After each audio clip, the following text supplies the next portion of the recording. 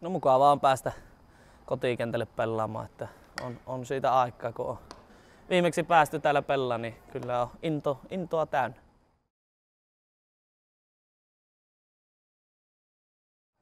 No kyllä kärkeä kiinni, että ei pääse nollassa juhlimaan ja sitten vaihtotilanteessa kiinni, niin että ei ottaisi ihan hirveänä kumminkaan siihen takaisin, niin kyllä me silloin ollaan varmasti vähän avoilla.